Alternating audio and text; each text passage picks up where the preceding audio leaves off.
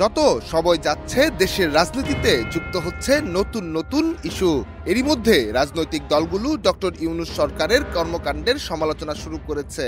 এমনকি আওয়ামী লীগ সরকার পতনের পর যারা ডক্টর ইউনূসকে সমর্থন দিয়েছিল তারাই সরকারের কর্মকাণ্ডের সমালোচনায় নেমেছে। সমন্বয়কদের নতুন রাজনৈতিক দল গঠনের আলোচনা তাতে আরো যেন উত্তাপ ছড়িয়েছে।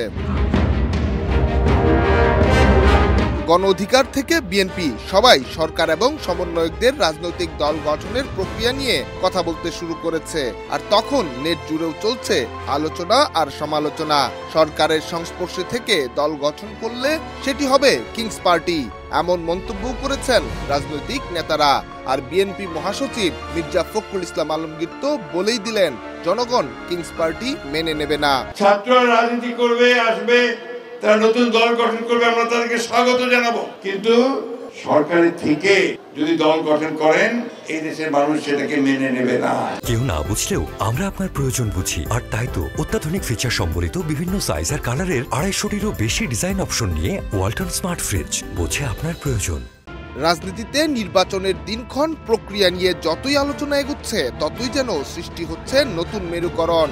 এই মেরুকরণে গুরুত্বপূর্ণ হয়ে উঠছে ইসলামিক দলগুলো, বিশেষ করে ইসলামিক আন্দোলন বাংলাদেশ।